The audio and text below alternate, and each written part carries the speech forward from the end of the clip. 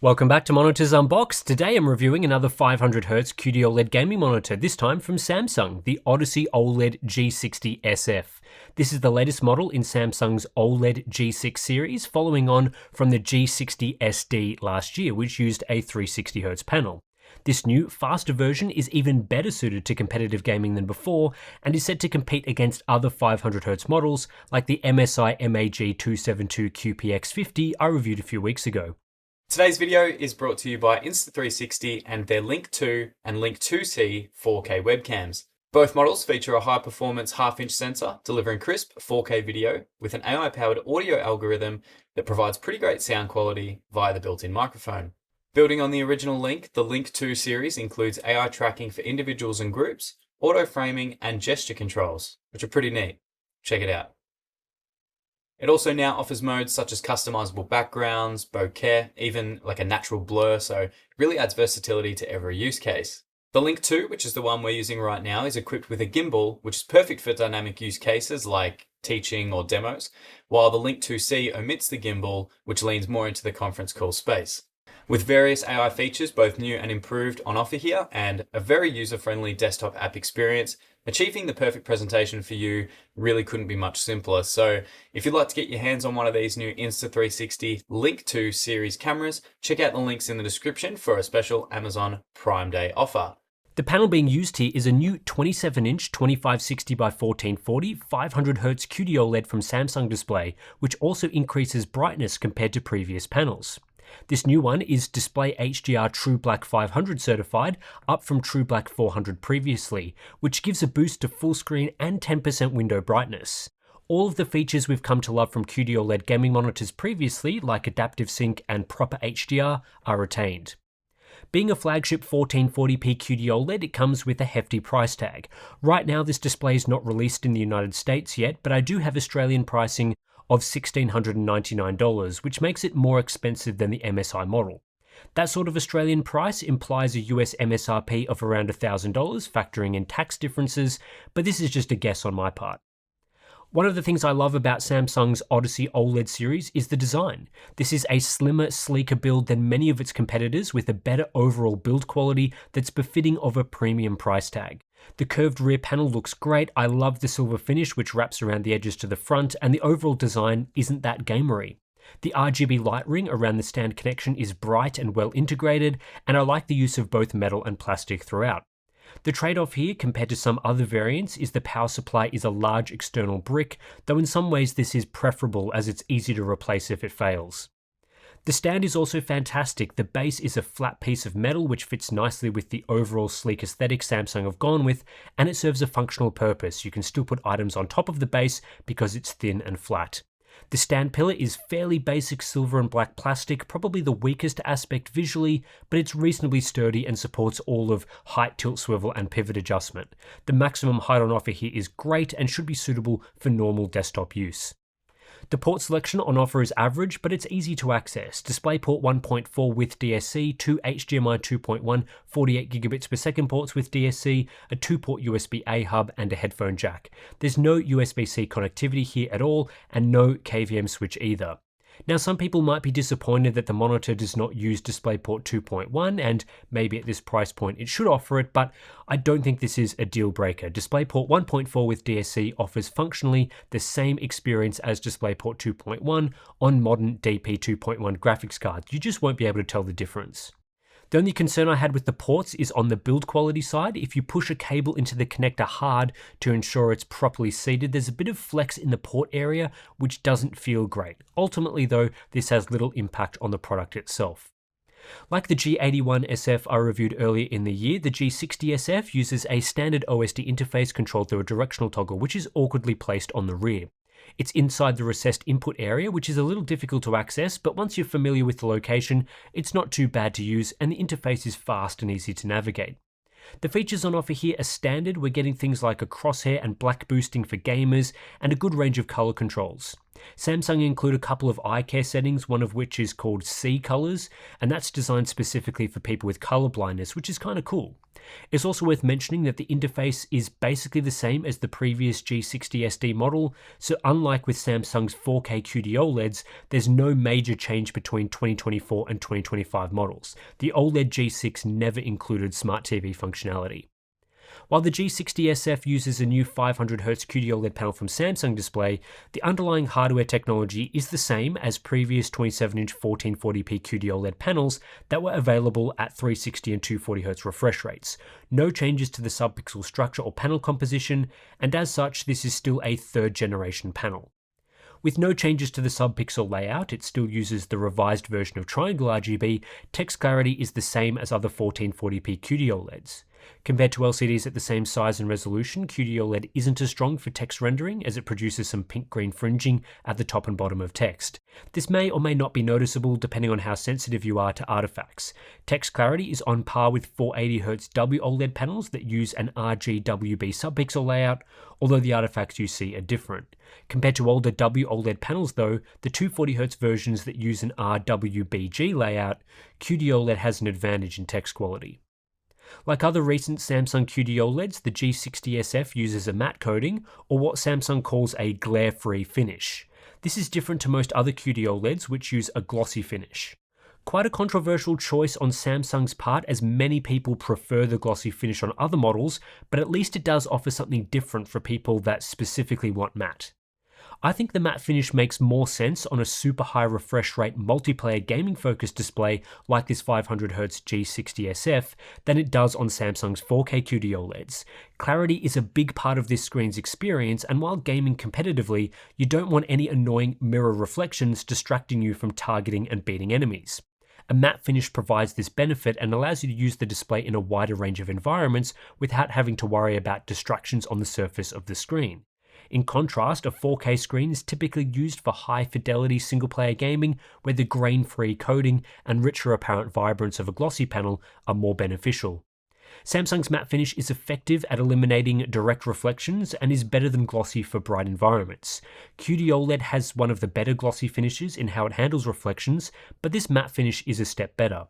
However, it doesn't solve the main issue with QD OLED, which is how it reflects ambient light, raising black levels in brighter environments. That is still present on the G60SF, if anything made worse through how the matte coating diffuses light across the screen. WOLED panels like the 480Hz 1440p panel are also available with a matte finish, and in my opinion, it's a clearly superior matte solution. Matte WOLED preserves black levels in brighter rooms and is less grainy overall, although Samsung's matte QD OLED has superior reflection handling. At the end of the day, I could discuss these differences for ages, but really, it's going to come down to your personal preferences as to whether you like the matte finish on this QD OLED or not. If you specifically wanted the performance characteristics of QD OLED with the reflection handling capabilities of matte, Samsung has you covered, and it's good to see that choice is now available. OLED panels of all varieties are also susceptible to permanent burn-in. You won't get burn-in while playing games or watching videos, but the panel will burn in over time when displaying static content for long periods. This makes OLED less well suited for productivity uses, where you'll be looking at static desktop apps all day, and you can check out our ongoing OLED burn-in series to see how real-world productivity use affects burn-in. The occasional amount of static app usage is fine, so don't worry about doing a bit of web browsing between gaming sessions. I just wouldn't necessarily recommend OLED as a monitor for hours of work. Samsung offer an industry standard 3-year burn-in warranty for the G60SF, which you'll find tucked away on their website. Response time performance is excellent on this QD OLED monitor, as it is for other OLED displays we've tested so far. OLED offers lightning fast response times around the 0.3 millisecond mark at all refresh rates, and performance doesn't change at lower refresh rates, one of the many benefits of OLED for variable refresh rate gamers. This results in a single overdrive mode experience where you don't need to adjust settings depending on the refresh rate you're using. There is effectively no difference in response time performance between this QD OLED and other OLED monitors, including WOLED variants.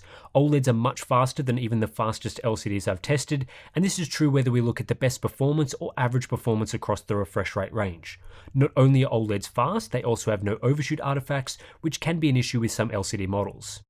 When viewing cumulative deviation results, we can see that OLEDs get much closer to ideal response time behavior, and in most cases offer performance an order of magnitude better in this metric than LCDs. In practice, this leads to around a 1.5 times advantage in clarity at a given refresh rate. So 500Hz QD-OLEDs offer a similar experience to 750Hz LCDs, which currently don't exist at this resolution. In regular usage conditions, especially with features like Adaptive Sync and HDR enabled, this is one of the fastest, smoothest, and clearest monitors that you can get. Aside from comparisons to LCDs, the main thing you need to be aware of when buying an OLED for motion is that clarity on these panels is directly tied to refresh rate. At the same refresh rate, two different OLED monitors will look basically the same. So the actual refresh rate you'll be using is more important than the maximum refresh rate of the monitor. If you compare two OLEDs, one with a 500Hz max refresh and one with a 240Hz max refresh, but both are playing games at 120 FPS with a 120Hz refresh rate, they will look the same and give the same experience. Where higher refresh rate OLEDs become of benefit is when you use the highest refresh rate capabilities. Running an OLED at 500Hz produces a clearer image than at 240Hz with better smoothness and responsiveness. This is the key benefit this new Samsung monitor brings compared to older QD OLEDs that topped out at 360 or 240Hz. This has advantages when gaming at high frame rates, for example multiplayer games or games with frame generation enabled. But a higher refresh OLED only has an advantage when you exceed the refresh rate of a lower refresh model. In this example, a 500Hz QD OLED will be better than a 240Hz QD OLED when gaming at anywhere between 241 and 500 FPS with variable refresh enabled.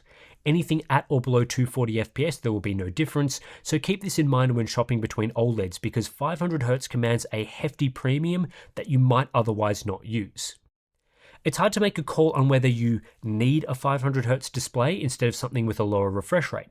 Personally, I think the biggest reason to get a panel like this is for multiplayer gaming, where you are more likely to be playing at super high frame rates and where the significant motion clarity and input lag difference compared to 240Hz makes the experience much better. Sometimes these sorts of panels have been labeled as diminishing returns, but personally, I think they present quite a noticeable upgrade, and that's coming from someone that doesn't play tons of fast-paced titles. At the same time though, 500Hz over 240Hz isn't essential for a great gaming experience in the way that say 120Hz is over 60Hz. The other important comparison to make is to this panel's direct competitor, 480Hz W OLED. Now this QD OLED at 500Hz is 20Hz faster, which to me is more of a marketing tool that allows display makers to claim this is the fastest OLED or whatever. In practice, it's virtually impossible to notice a clarity difference between 480Hz and 500Hz, and the input lag advantage is negligible. The only legitimate challenger to a 500Hz OLED in motion clarity at the moment would be a 540Hz LCD with backlight strobing enabled, such as the PG248QP. It's actually a lot closer than I thought it would be, but in edge case scenarios, especially super fast motion, a strobed LCD does deliver superior clarity. With that said, backlight strobing on something like the PG248QP is highly restrictive. You have to sacrifice variable refresh rates in HDR, you have to run your game at a locked frame rate that matches the refresh rate for it to work properly, and typically we only see this performance from TN LCDs, which have other issues like viewing angles. The G60SF gives you great motion clarity in a much broader range of conditions, making it a big winner. Input lag is extremely low thanks to a combination of a 500Hz refresh rate and 0.1 millisecond of processing lag. There is effectively no difference between the G60SF and other OLEDs of a similar refresh rate. Due to faster response times and a lower processing delay, this screen also beats the 540Hz PG248QP in total lag.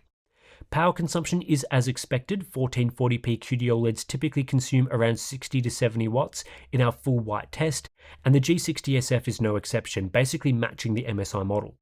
In real-world gaming, the G60SF used slightly more power than the 272QP, and in this instance we see how the higher refresh rate models can consume more power than lower refresh rate models. That's just the way OLEDs work.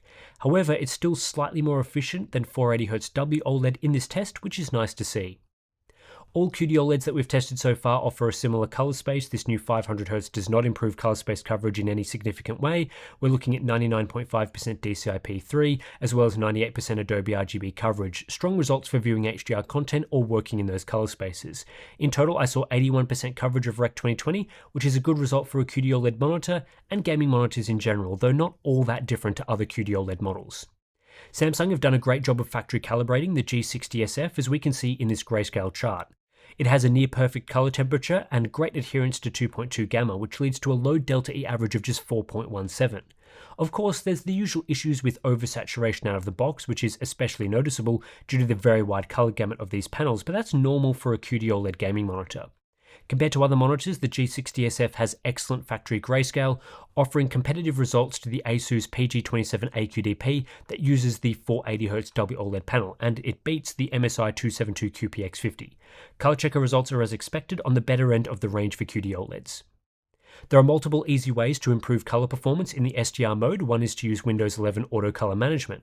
Samsung provide the correct color primaries, leading to perfect 99.9% gamut coverage in this mode. Saturation and color checker results improve to a delta E ITP average of around 4.0, which is excellent.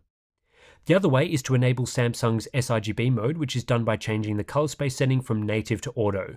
This allows for full control of all the other settings, which is nice to see, but even if you change nothing else, this is a well-calibrated mode.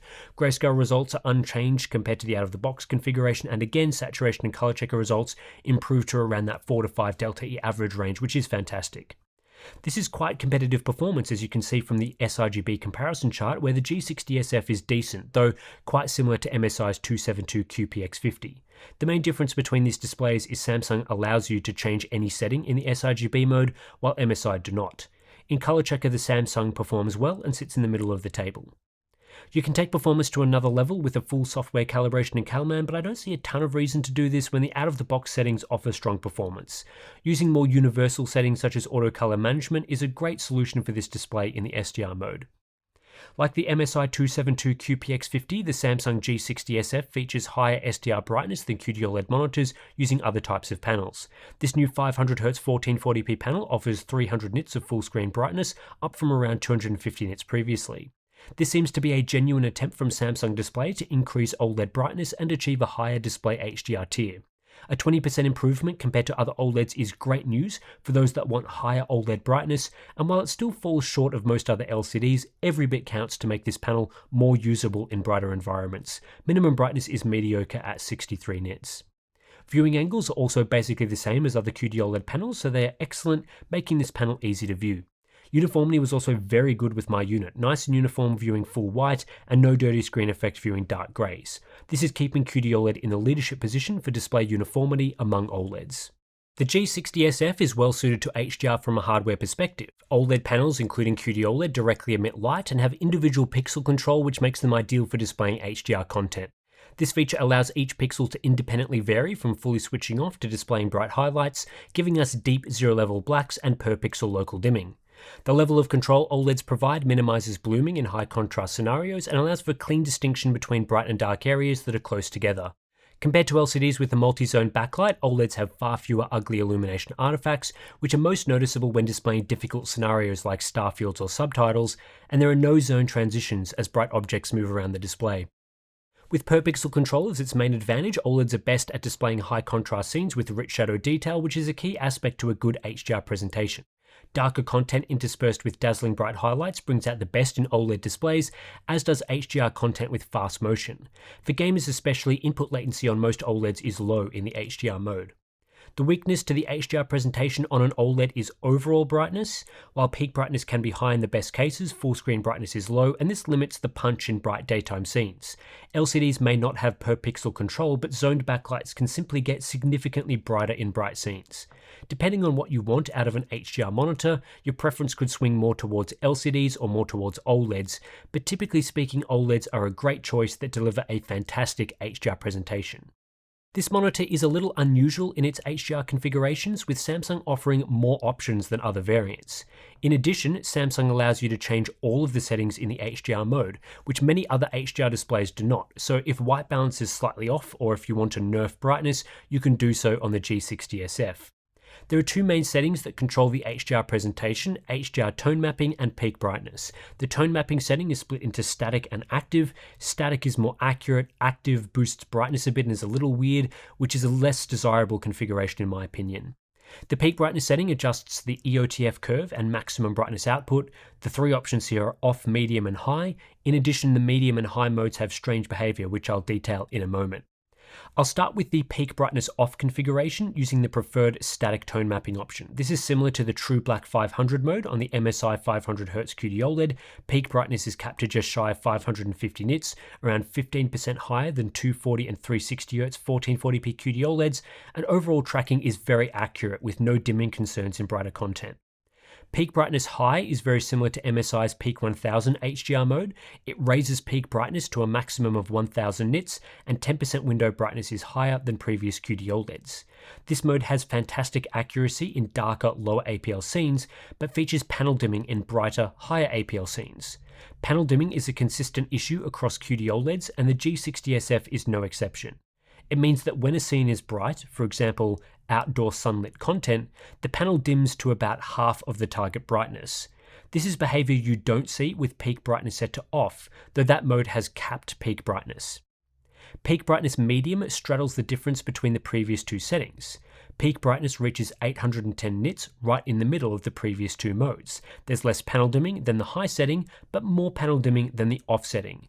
It takes a little bit of the benefits of each setting without properly solving the issues with either of them, but is still a viable choice for gamers. What's strange about the high and medium settings in the G60SF, which isn't something I saw on the G81SF 4K model, is there appears to be some sort of automatic brightness boosting going on. In some situations, the G60SF is triggered into a boosted brightness configuration. Once this mode is triggered, brightness is roughly doubled compared to the normal performance of the high mode that we just showed. This solves panel dimming in brighter scenes because the doubling of brightness reverses the effects of panel dimming, but it means that darker content that was previously accurate and unaffected is now twice as bright as it should be. I should note here that peak brightness remains the same at 1000 nits when the screen is boosting brightness, but every other element becomes brighter. This behavior is very similar to what we saw on Gigabyte QD-OLED monitors, which have a boosted brightness configuration you can set manually. It's not a proper fix for panel dimming because it just brightens everything, but it could be a preferable way to play games depending on what you like out of an HDR screen. What's strange about this configuration is that Samsung have chosen to activate this brightness boost automatically, and it doesn't always activate. But it's also not dynamic behavior like we see from MSI's EOTF boost that tries to reverse panel dimming in real time based on the content on screen. With the G60SF, brightness boosting is triggered and then usually remains on until an action causes it to trigger off again. This could be changing the monitor's mode manually, switching HDR on and off, or changing a game into exclusive full screen mode. In fact, it's usually loading into some sort of full screen content that triggers the brightness boost in the first place, though I couldn't get it to reliably trigger from this. It seems to detect something on screen to trigger the boost, and I just can't tell specifically what it is. The way I test monitors to show EOTF tracking does not trigger the boosted brightness mode, which is why I haven't shown boosted results. It's something I noticed while playing games. I'm not sure whether this is Samsung Electronics' attempt to reverse Samsung Display's panel dimming, but it's certainly an interesting way to operate. I personally would prefer the brightness boost to be a separate setting that gamers can choose to enable manually, because if you want the non-boosted peak brightness high performance, you'll have to manually switch between modes to reverse the boost after it occurs. But it's also not annoying because it doesn't visibly shift brightness during gaming sessions. It's either boosted or not. So I'm not sold on whether I like it or not in general. Probably needs a bit more tweaking to optimize how it works, but then again, I think some people will like this sort of functionality.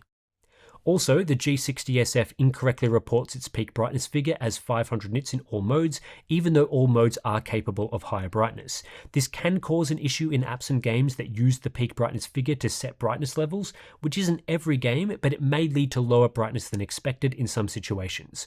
Examples of this are watching HDR videos in Google Chrome or trying to use NVIDIA's RTX HDR. What should happen is that when switching between the peak brightness modes, the reported brightness figure also changes. Again, most games won't be affected, but the display should be configured differently.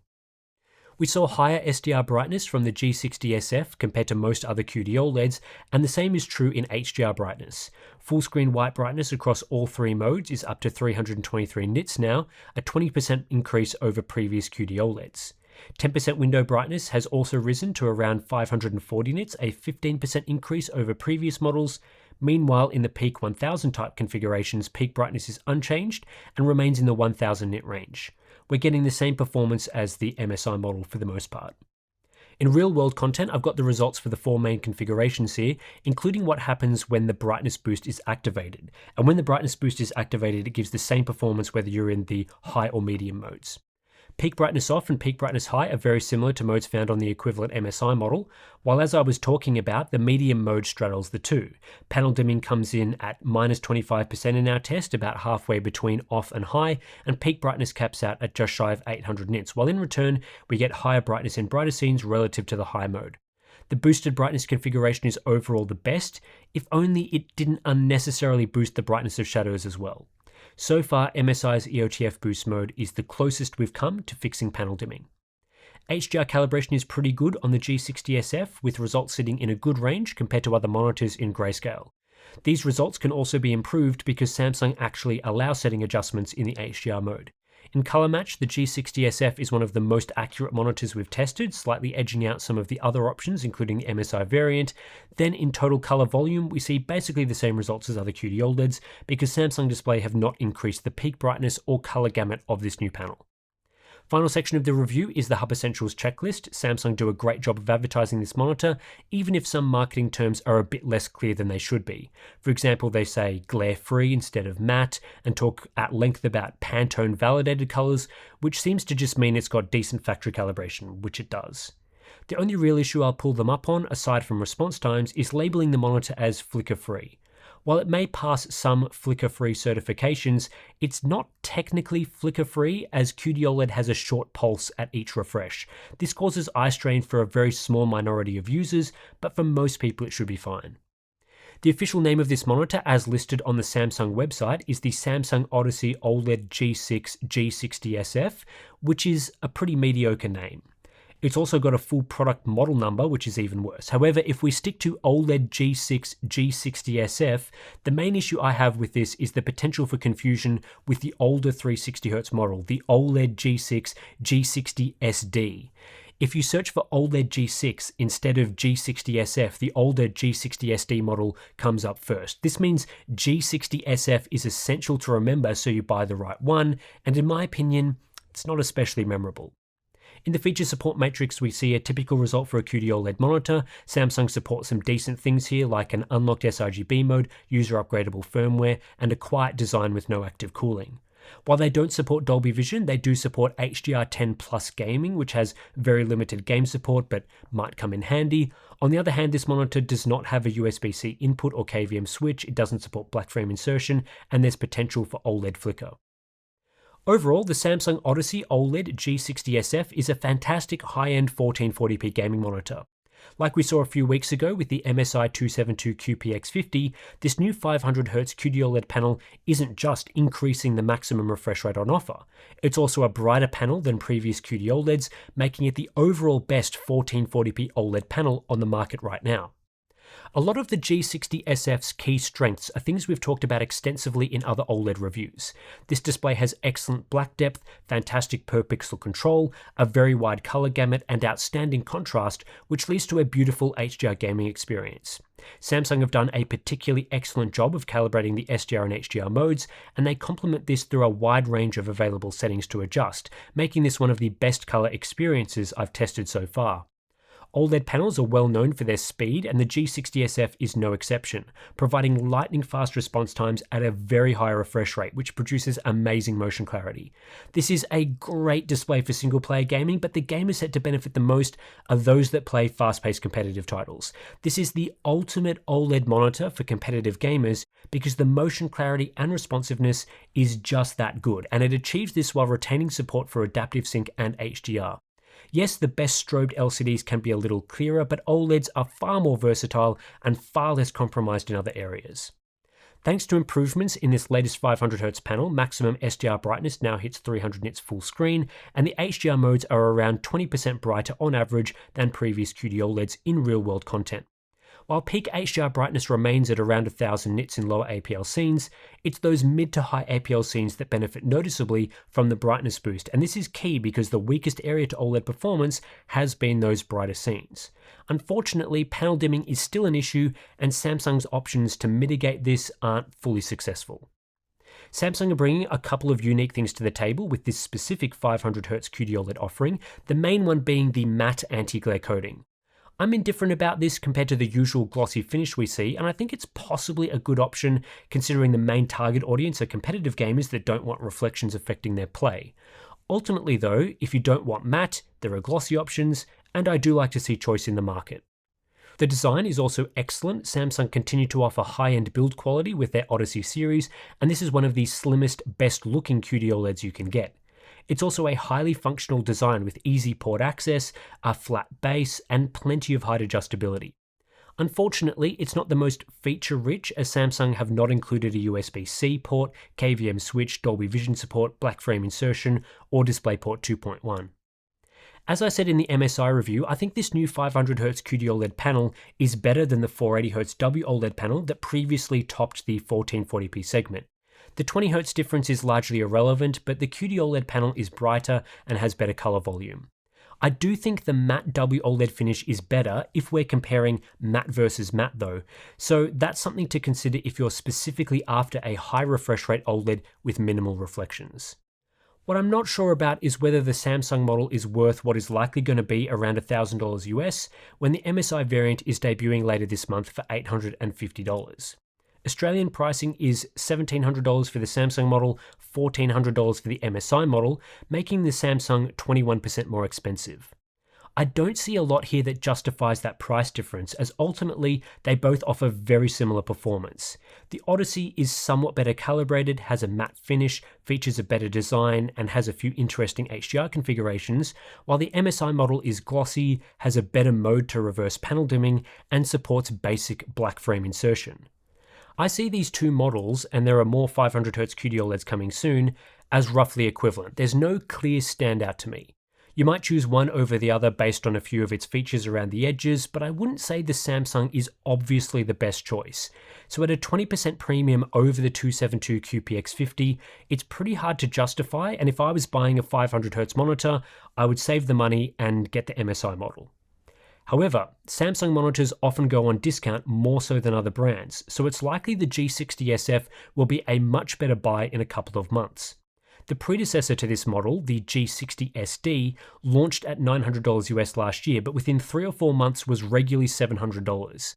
I wouldn't be surprised if something similar happens here, so as always, check pricing in your region, especially if you're watching this review a few months after I published it. Alternatively, if you're super interested in the Samsung model, it might pay to wait just a couple of months to see if there's any sort of discounts in the next couple of months. So anyway, that's it for this review of the latest Samsung Odyssey OLED G6 model. If you appreciate the independent testing that we do here at Monitors Unboxed, then please consider supporting us via our Patreon page. Links are in the description below. If you sign up, you get access to some pretty cool benefits like our monthly live streams, Discord chat, great place to chat about monitors, all the calibrated settings, the OSD settings for the monitors that we review are also available, and plenty of other good stuff. Also, a great way to support the channel is via using the links in the description below. So if you have found this review useful, you're going to purchase this monitor based on this review, the links down below are the best way to do that. So thanks for watching, and I'll catch you in the next one.